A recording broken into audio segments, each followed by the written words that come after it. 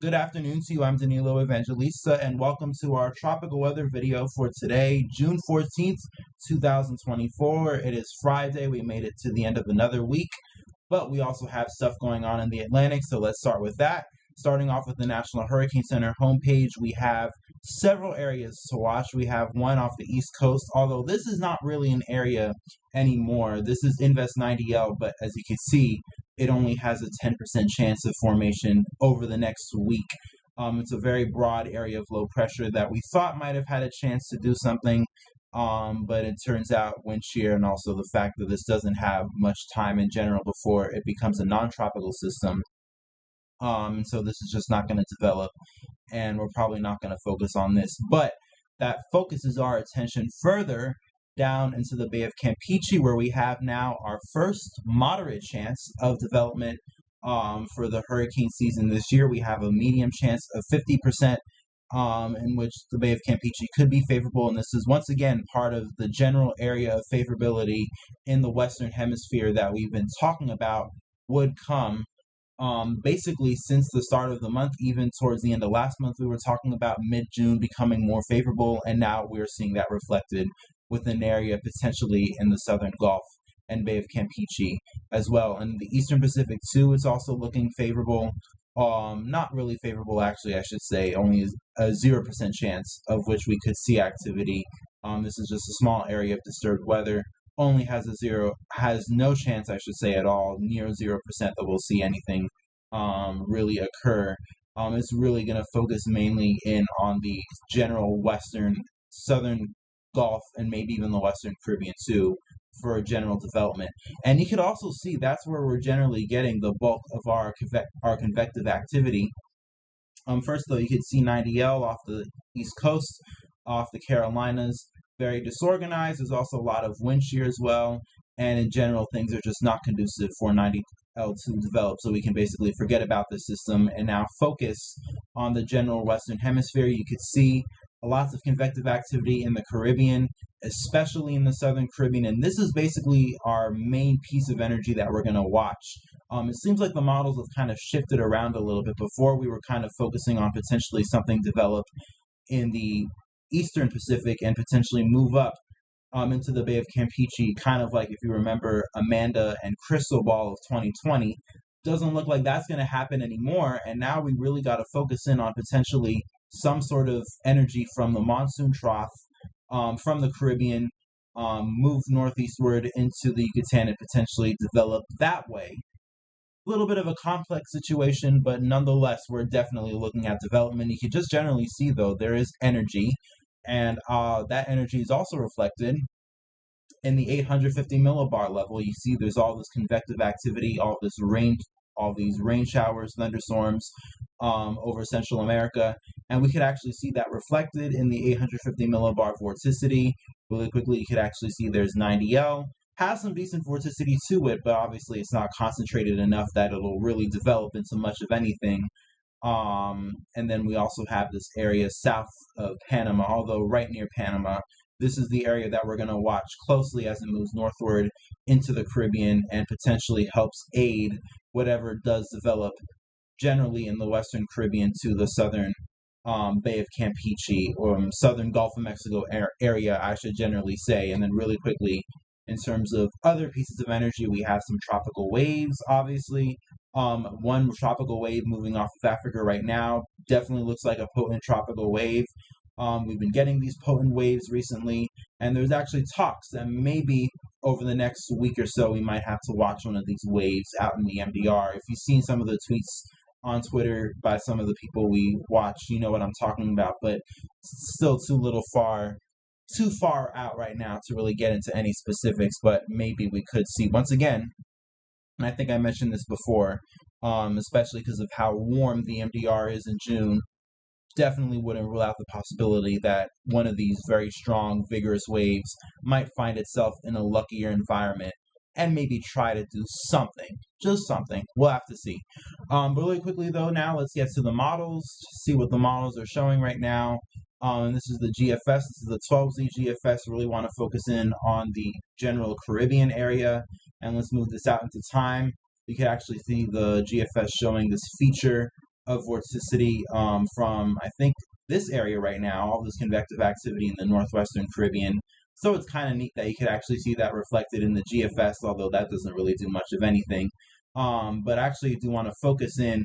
The main part of what we need to watch is right down here in the southwestern Caribbean. And if you could actually trace it, you notice the GFS, there's definitely reflection on it in the GFS, although the GFS kind of has it more embedded within this general Central American gyre pattern, but ultimately kind of combines with some maybe extra energy from the Eastern Pacific, and it kind of gets all entangled in this huge envelope of energy associated with the general gyre, and then it ends up into something in the Bay of Campeche. At least it's something that the GFS shows on the 12Z roughly at around hour 120 in the Bay of Campeche. You could see it's a very broad system where there's also a humongous heat ridge as well to the northeast of this.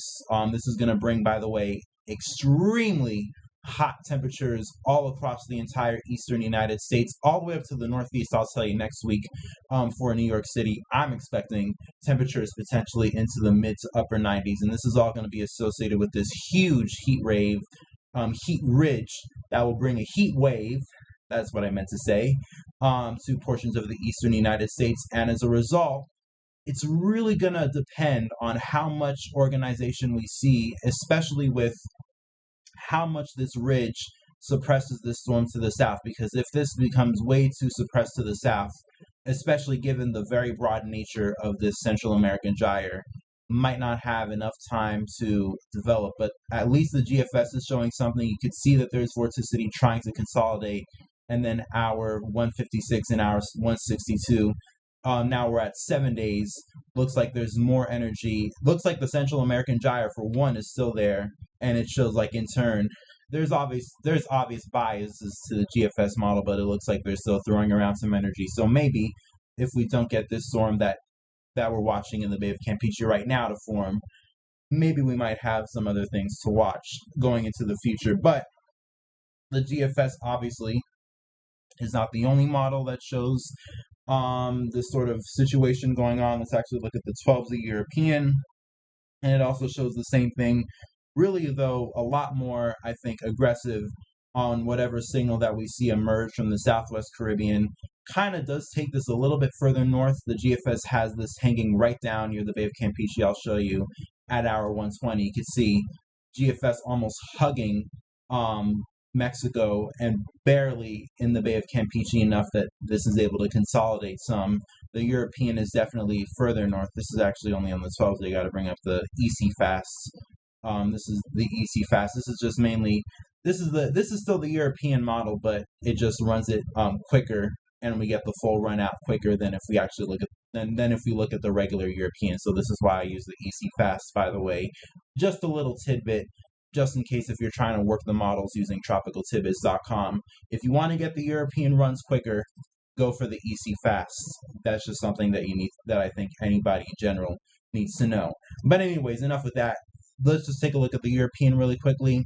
They definitely developed something as well out of this storm. One thing I will note, though, is that whatever does happen will definitely be broad. Definitely won't be a very, appealing system for sure. But it all depends on how far north this is able to consolidate.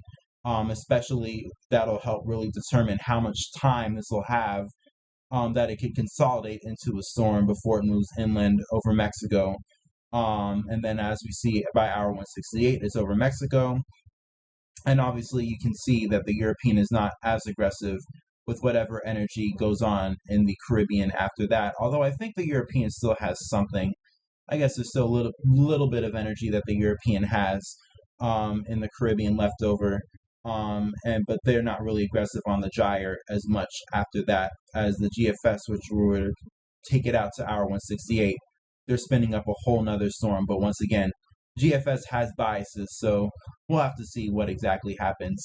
I do want to bring another perspective, though, because we have the GFS and the European operational models, but there's also ensembles, too. And let me quickly actually update this, because I should have done this ahead of time, but kind of forgot to. But here's the 12Z European, and let me just really quickly speed this up. You see the ensemble members, they show development coming from the Southwest Caribbean. And then they also, you could generally see a lot of the ensembles beginning to hone in on generally a piece of energy from the Caribbean into the Gulf. Some of it's still mixing in with potentially energy from the Eastern Pacific, although that's looking less certain. But in general, we look at the European, the operational model, they show potentially something occurring. Let me look at the 12Z. They show potentially something spinning up. And then when you look at the Euro ensembles, because this is the ensembles of the European, they also generally have development occurring in the Bay of Campeche. So once you put those two together side by side, you can generally say that there is confidence that we might as well see something occur in the Bay of Campeche. I mean, conditions are generally favorable. This is something that we've been talking about would happen for what seems like weeks now, that potentially around mid-June we would get things to become more favorable in this region. And now it looks like that it is playing out, and it looks like, at least if you were to judge by the models that we have right now, there should be at least something that tries to take advantage and potentially spin up and become our first system of the year, Alberto. And then also, interestingly, if you look at the ensembles, you look towards the end, closer towards hour 240, it seems like they kind of may be throwing around the idea really quickly to get towards the end of the ensemble run. Let me see if I can spin it up really quickly. They also have some other low pressures there.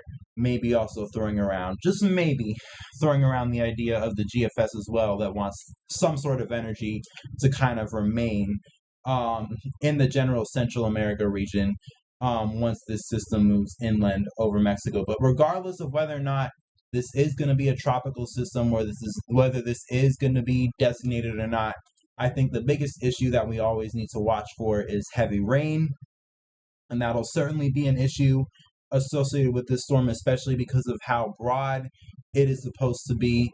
I mean, we saw what happened in Florida just this past week when we had Invest 90L.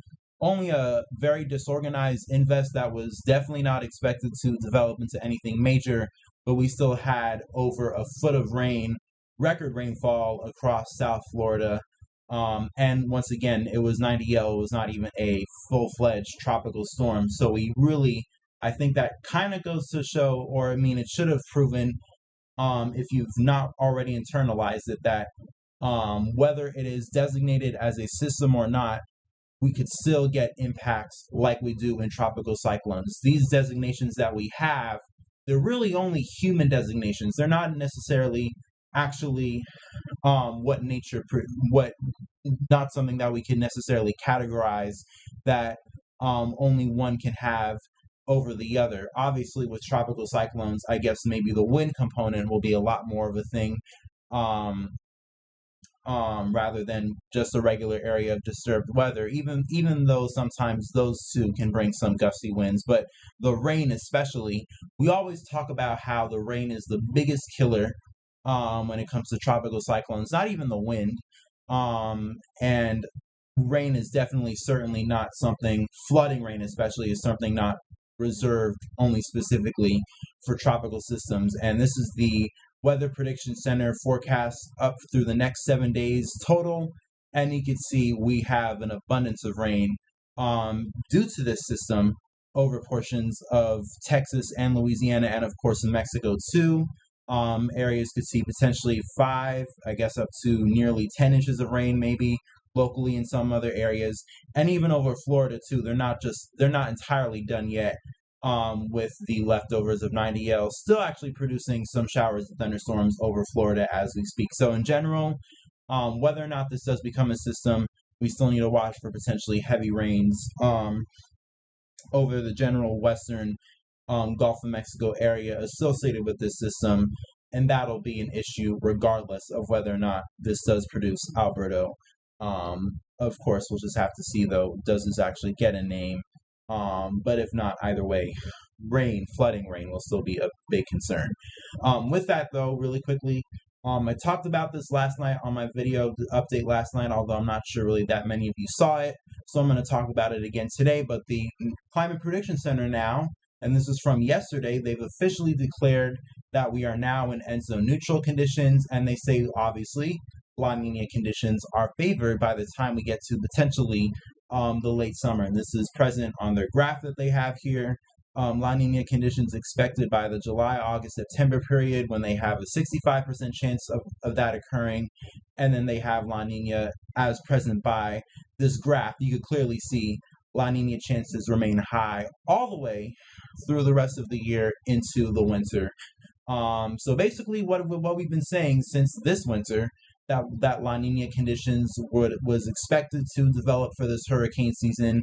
We've been saying it since the beginning of the year that we would potentially see this El Nino that we had at the time transition into a La Nina, which we're now expecting pretty solidly. And now it's all playing out. It's all playing out exactly how we would say. And obviously this has huge implications on the hurricane season as a whole.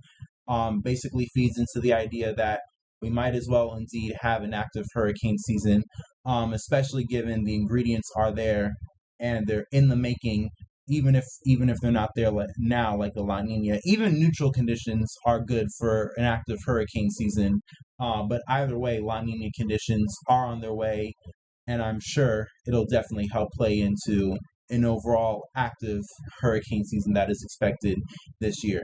With that being said, though, I'm going to end it off here. Stay safe. Enjoy the rest of your day. Enjoy the weekend as well, even though we'll probably post over the weekend about this potential system in the Bay of Campeche as well. Like, comment, subscribe, as I always say, if you enjoyed the video. If you have any questions or comments or concerns, definitely leave them in the comments below. I'll try to answer as soon as possible, especially if you have any questions. Just shoot them, and I'll definitely try to respond. Have a safe day. The world is crazy, so definitely make sure to stay safe. Peace, love, and kindness to all of you watching, and we will talk again tomorrow.